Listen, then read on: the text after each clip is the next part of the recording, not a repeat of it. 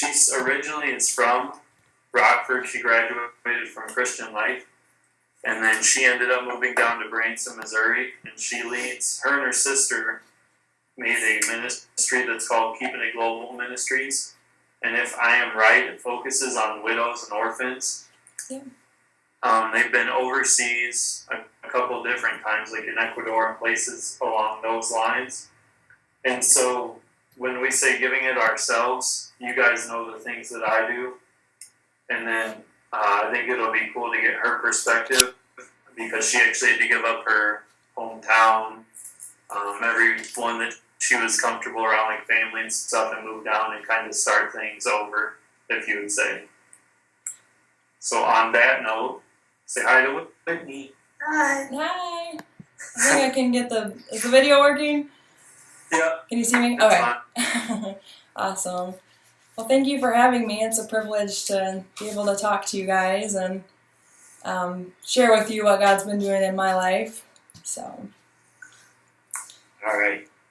So the first question we have, first question we have for Whitney.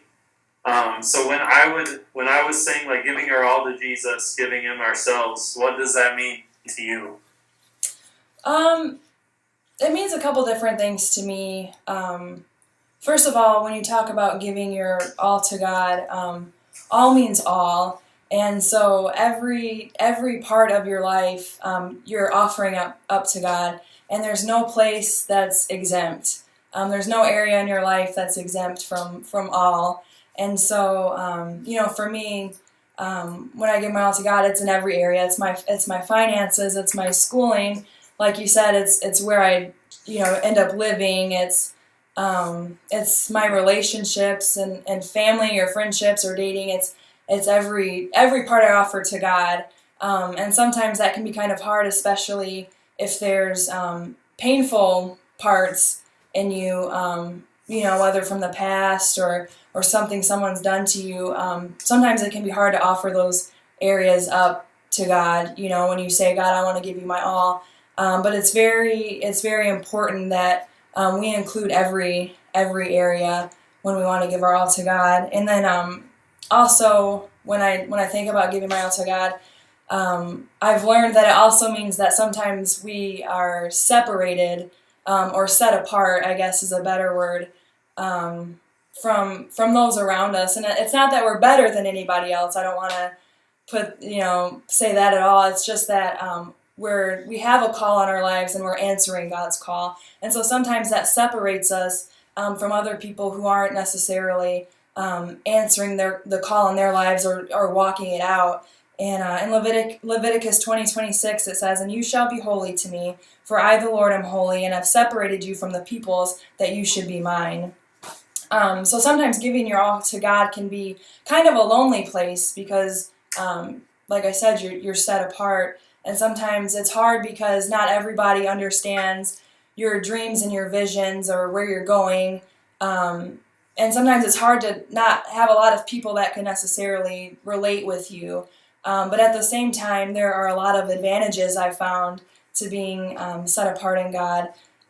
If you look in the Bible, Moses, Abraham, David, in the New Testament, if you look at the disciples, they were all giving God their all, and they were set apart, and they got to have some really amazing experiences with God and really deep relationships with God that they wouldn't have had, had they not decided to give everything to God. And like look at the 12 disciples, they were out in public with Jesus wherever he went, so they saw, when he did all the public miracles and when he spoke to everybody and the multitudes. But then they got to go back in private with Jesus, and they got to ask him questions that not everybody got to ask, and they got to hear him speak to them more intimately than the crowds ever would. So to me, that's an advantage of being separated, is that you get to have that unique relationship with God that not everybody gets to, and he gets to use you in some pretty incredible ways that he can't just use everybody. And you get to see some amazing miracles, and you get to see God line up different things in your life that not everybody gets to see this side of eternity. And so that's to me, when I hear, giving your all to God, like those are a couple of the things that I think of that I've, personally seen in my life. Okay. I like how you brought up like Leviticus and different sides of that as you brought in how there's references in the Bible of being set apart from others and being set in that relationship with God gives you a whole new idea on giving Him your all. Right. Next thing we have is like, well, what has God asked you to give in order to follow His plan? Like I mentioned, you moved from Rockford to Branson. Mm-hmm. What all have you had to give up to put in 100%? Yeah, I mean, like you said, moving was something I've given up, and not everything you give up for God is like necessarily hard, because like I love living here, and but it is hard when everything I ever knew was in Rockford. I grew up there. I left. I was almost 18 when I left, and so you give up sometimes the familiar, I guess would be a good thing to say. And sometimes you give up being understood. Like I said before, people have thought I was crazy for moving away, and people think I'm crazy for going overseas, and people don't understand everything always all the time, and sometimes that's kind of the cost of being set apart and answering your call. I'm sure you guys have realized that already, or if you haven't, you will. Sometimes being misunderstood is part of it, but that's okay. It's not always a bad thing either. But one of the things that it's kind of hard too is like giving up control over your life. I know that's one of the things, because I'm like a planning person, and I'm an orchestrator, and so I like to be able to have control over areas of my life. And I've learned, especially recently, that when we give our all to God, we give Him control. And so even when things aren't going the way that I want them to go, or even when I don't understand, like I just have to give God that control and just trust Him, that He's got my good and heart, and that He has good intentions, and that He is working everything out for my good. So definitely, sacrificing having control of my life is one of the things I've had to give up to. So. Well, when you mention how sometimes you give up the familiar, not everything is hard. Mm-hmm. What have you had to do? Like, when you come across something that's a little bit harder to give up, what keeps you to push forward? Like, what keeps you from not giving up and not letting the things hold you back? Part of it is just like I want to live out the plans and the purposes that God has for me. I know everybody quotes Jeremiah 29:11, "For I know the plans I have for you, plans to prosper you, not to harm you, plans to give you a future and a hope." And it's just really my desire to live out the best life that I can, and I want to see all of those plans and promises come to pass. And I think that's one of the things that drives me is just I just want to live. It's exciting to live in God's will, and it's not always easy, but it's exciting and it's fulfilling. And especially because I know my calling is to help hurting people and broken people, and I have such a passion for that because I've been there. I've been broken, I've been hurting, I've gone through devastations, and I want to be there for other people to help make it better for them. Like God has always been there for me, and so that's one of the driving factors. Is like you just have so much more of a passion when you've come from that place to help bring others out of that place. And so I think that's one of the things that really drives me along.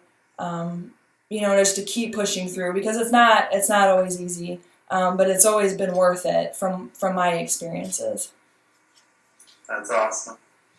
Well, why is it so crucial then that we give God our all, or that you give God your all? Like, what would you say to that? It kind of ties in with what I was, just talking about. God's really been talking to me lately about really over the past year or so, who are you at your core? And so much of our lives we spend not really being ourselves, if that makes sense.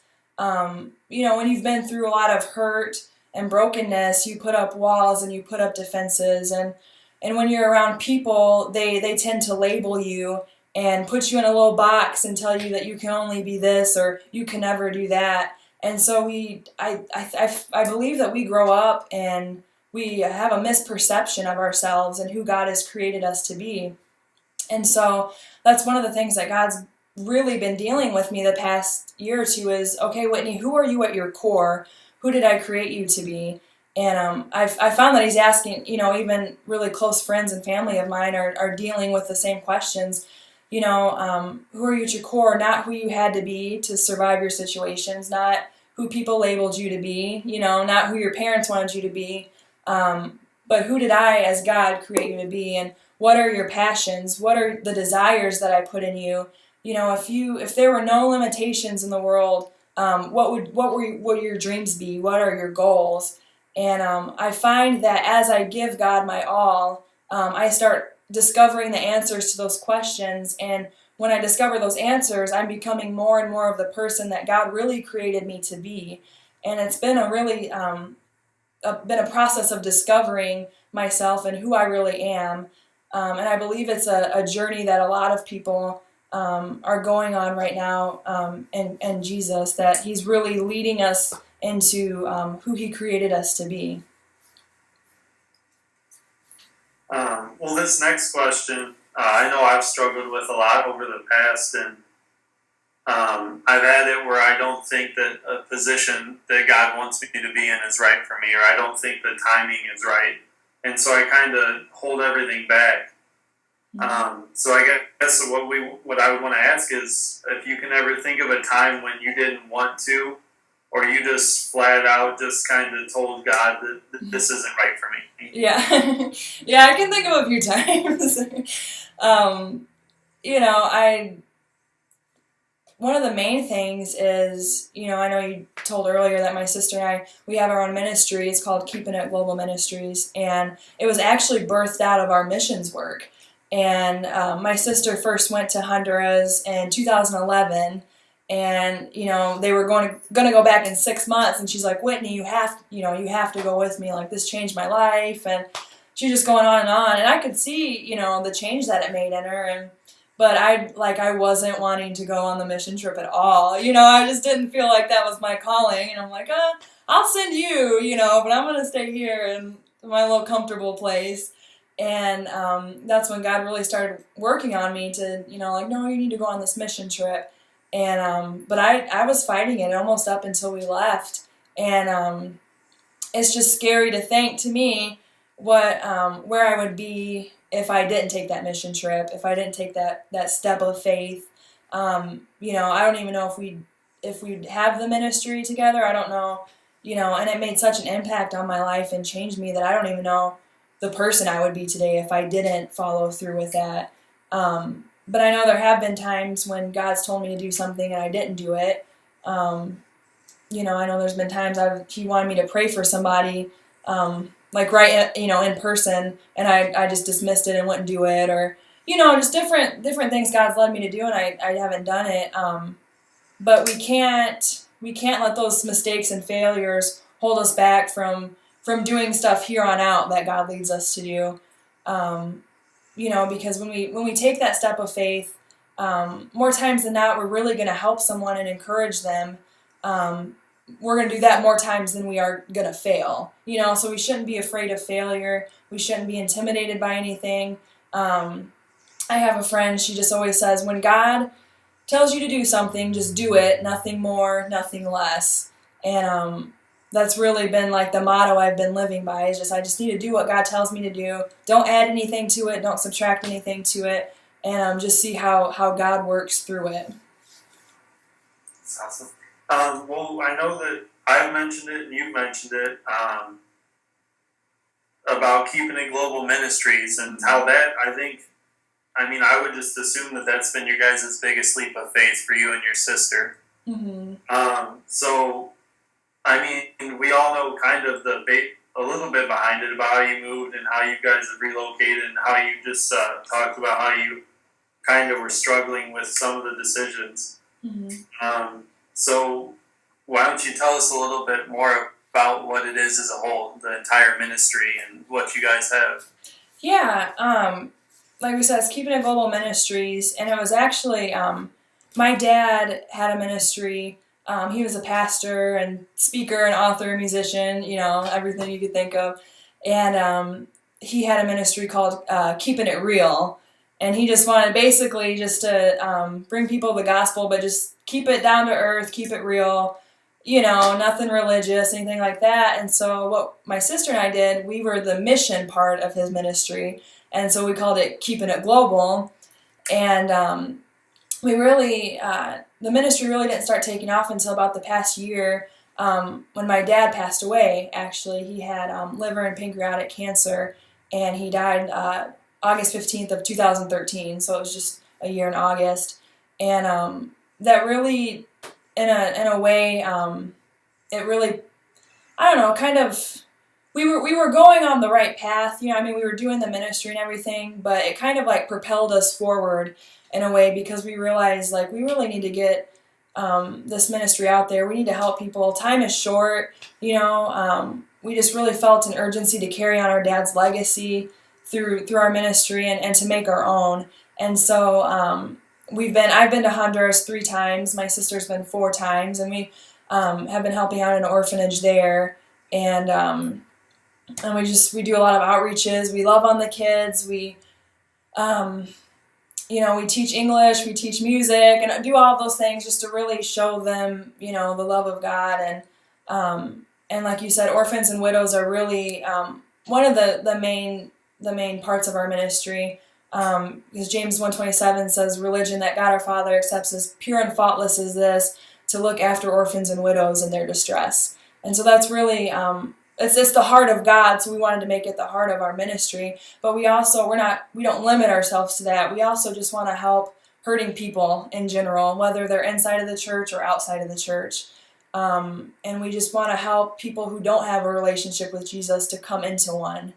And so that's what our ministry is all about. We sing, we go places, we speak, we are writing books, we're doing whatever it takes, writing songs to just get the message out there that Jesus loves you, He wants a relationship with you. And really one of the main things is that who are you at your core? We're wanting to help people discover that who God created them to be and what their purpose is in life. Well, when you guys look at it, I think what we have to realize is not everything has to be a trip to Honduras. Right. Not everything has to be creating different types of atmospheres for people to come into. It could be something as simple as you help. You're at church and you see someone who kind of needs someone to pray with or someone to speak to. I mean, that could be something. God has different ways that He works in everyone. Right, and that's one of the main things with Keeping It Global is we wanted our ministry not only just to be in Branson, Missouri or Rockford, Illinois. We wanted it to just go out into our community first and foremost, and then we wanted it to go out into the world, And so we don't focus just solely on global ministries, places up, outside of our country, but we also focus on our town and our community. And I know my sister would say it too, but we consider wherever we're at as our mission field. So when I'm at school, that's my mission field. When I'm at work, on the job, that's my mission field. And then when I go to Honduras or any of the other places I'll eventually go, that's my mission field too. And so that's a good point you're making, Ryan, is that it doesn't, don't say, oh, because I'm not doing missions work across seas that I'm not doing anything. You can start right now, and it doesn't just have to be at church. It can be, at school. It can be at your secular job. There's hurting people everywhere. We just have to open our eyes and look for them. And it's not going to be hard to find them at all, is what we found. Right. And I've even noticed that the smaller things that you do are the things that people remember the most. Like, I can think back on how many times where my youth pastor picked me up and we went to the grocery store, or he picked me up and we just went out to and all we did was have lunch or something small like that. I mean, you remember the big times, but those small impactful moments that God really says, I want you to do this, are moments that might not seem key to you, but that might open up a door and open up a path that's just completely changes the way that they think about everything. Right. Yeah, definitely don't underestimate doing what God tells you to do, because like you said, it may seem so small and insignificant to us because we don't understand it, but God knows what everybody needs, and He knows the needs and the desires in your heart, and He longs to fulfill those, and so He longs to fulfill people's needs through us, and so don't ever, miscount or regard them as insignificant things that God tells you to do, because it could actually really change somebody's life. Yeah, and I know God mentions us as the hands and feet of Him, so that's our job, is to be the light and to be the hands and feet. Right. Sometimes we are the answers to their prayers. Sometimes I know it's easier just to say like, oh, I'll pray for you about that need, but sometimes us recognizing that need is the answer to the prayer. Maybe we're supposed to fulfill that need in somebody, whether it be financial or whatever it is, just if somebody needs a friend, maybe we're supposed to be that person, Yeah, for sure. Whitney, if you guys were, when we were asking her when she was explaining about keeping the global ministries and kind of what they did, she mentioned that they have a couple different types of ways that they're reaching out to people. Like she said, she mentioned a book, and I know they have a CD coming out. So for like $19.99, right? You guys get the package deal. Exactly. No. Do you want to tell us a little bit about those things and what's inspiring those and what's behind those? Yeah, I'd love to. My sister and I are currently finishing up our first CD. It'll be our debut CD. And it was completely God how that all came about. But it's titled Core, and I've already kind of told you the background with that. But when my dad passed away, it's been over a year now, and it's just been a really like a healing journey that God's taken us on, and through that He awakened the songwriting abilities that He's put in my sister and I. And it's just been amazing how many songs we just have been writing and writing and writing. It's like almost supernaturally, like we can't take credit for it. I mean, we just keep getting downloads on these songs, and God gave us the opportunity to actually record 10 of them. And we went to Nashville, and we're right now we're just finishing up the last vocals, and it should be able to be released early 2015. And then what's cool about that is just our desire for the CD is it's not to get signed with a label or anything. That's not even our intentions at all. It's just we know that through our hurt and through our healing process, God gave us these songs, and we're hoping that they can go out and be like a ministering tool to people, and that people can listen to it and say, wow, that's my heart cry. They put words to how I'm feeling. And just that healing can come through it like it did for us. These songs brought us so much healing through the loss of our dad, and we're just praying that it can do the same to other people who are hurting for whatever reason. And then, like you said, I'm finishing up writing my first book, too, and it's called Beauty for My Ashes. And it also came out of the period after we just lost our dad. And I just started journaling. I just felt the need to write it out, what I was experiencing and everything, and what God was teaching me through it. And through that, I got my book, Beauty for My Ashes. And I just hope that will help people who have just lost a loved one, or who have lost a loved one at any point in their life. I tell them about my experience and how God spoke to me, and what healthy ways that kind of got me through grief. And I just hope that people can use it as a tool to to help them to get through the healing process of losing a loved one, and to kind of move forward into the plans and purposes that God has for them, because we're still here for a reason. I know my dad finished his assignment, and so I need to work on. I'm still here for a reason, because I still have an assignment to be fulfilled. And so that's one of the driving forces behind what I do, is just I want to complete what God has for me, and do it well. And so I just pray that this book will help people like it did me. And that's really a huge way to step out and give God your all, is by writing a book or a CD. Mm-hmm. Because it's things like that, like I was talking about earlier, things that might not be a huge, like she's not going to see the other end of it. She's not going to see what God might do in all the people that hear the songs or all the people that read her book. But it's just the fact that by her taking that step and giving her all, it's going to move in ways that she's not going to see or know. But she knows inside that God wanted that to be put out for a reason. Mm-hmm. And that's like when we started, like when I started journaling, and when my sister and I started writing these songs, like we had no idea where it would ever come. Like if you told me I was going to write a book 2 years ago, like I would have thought you were crazy, or record a CD. Like that was we never really had that big of a vision. But we did follow God's leading every day, and so when I felt led to journal, I journaled. And when we felt a song coming on, we wrote it, and just, we just kind of kept it in the back of our minds, like I don't know what this is for, but there's got to be a purpose. And then, we just saw that when you follow God's leading every day, He aligns everything for you.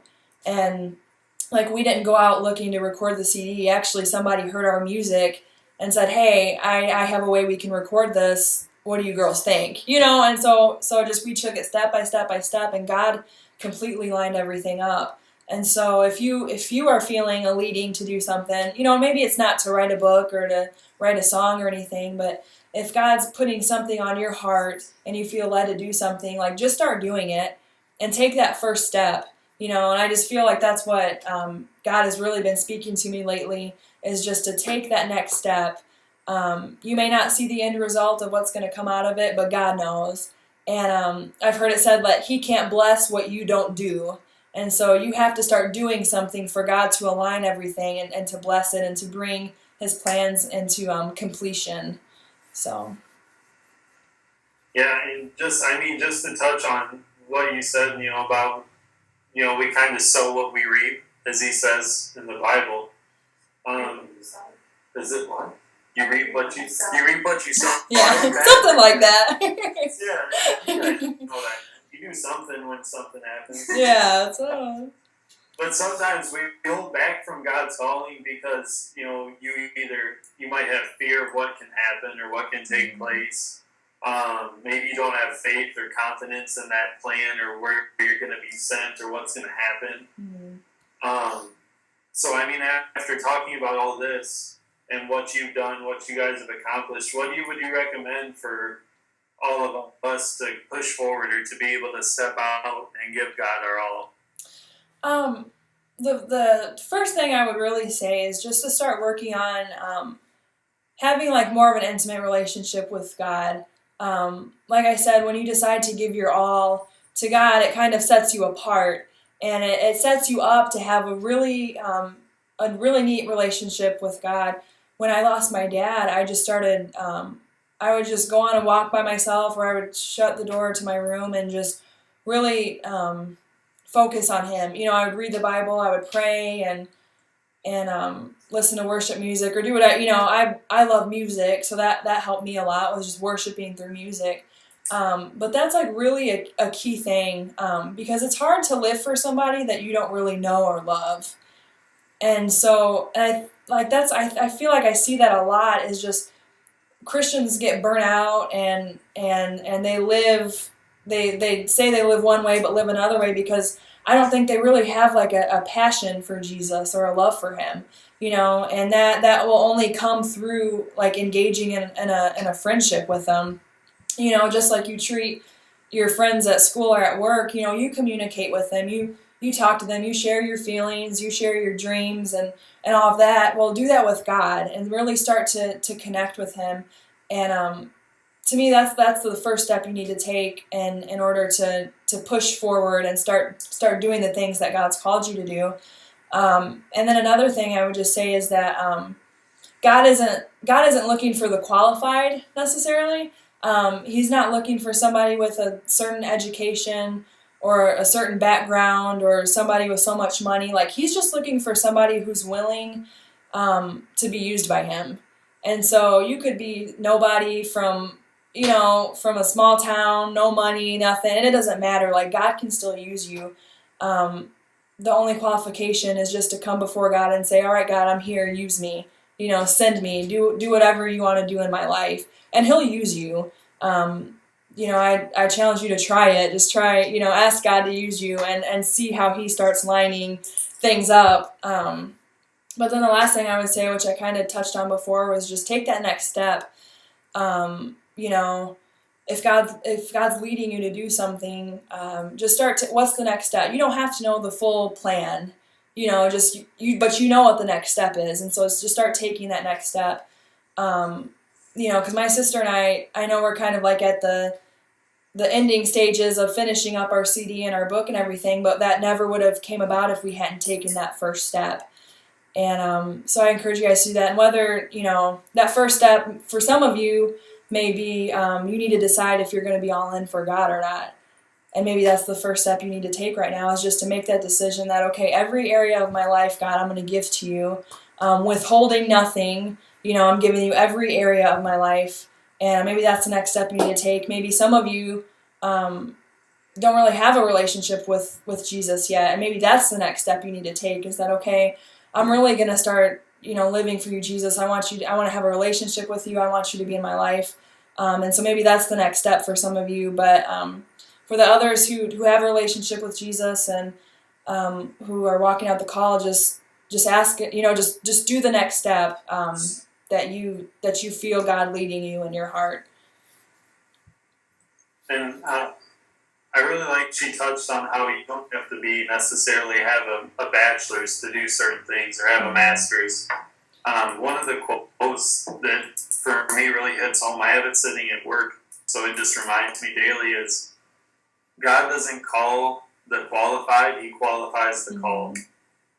And so that's just, to me, to understand that I don't have to be at a certain position before I make that step for God. If He's called me to do it, I just do it, because He's going to make sure that I know what I'm doing. He's going to lead those steps. As long as I'm following Him, He's going to be the person that's in charge. So I don't have to have a bachelor's to accomplish what He wants me to. I can just be myself, and He's going to be the one that's guiding me, as long as I'm giving Him my everything, my all.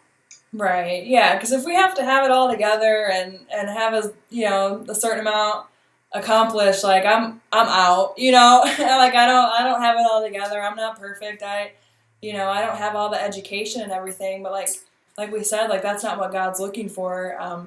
He's just really looking for people who are just willing to listen to Him and do His work. And that's like one of my favorite verses is Philippians 3:13-14. When Paul says, "Brothers and sisters, I do not consider myself to have taken a hold of it, but one thing I do is, forgetting what is behind and straining toward what is ahead, I press on toward the goal to win the prize, which God has called me heavenward in Christ Jesus." And so even Paul, who wrote most of the New Testament, didn't have it all together. And so I think it's okay if I don't, just as long as I'm working towards the goal. Right, and that's the important thing, is just keep God in your sights at all times. Just like when you're driving at the road at night, you can't see what's that far ahead, but just keep God within that distance where you know where He's at, and you just keep following Him. Right.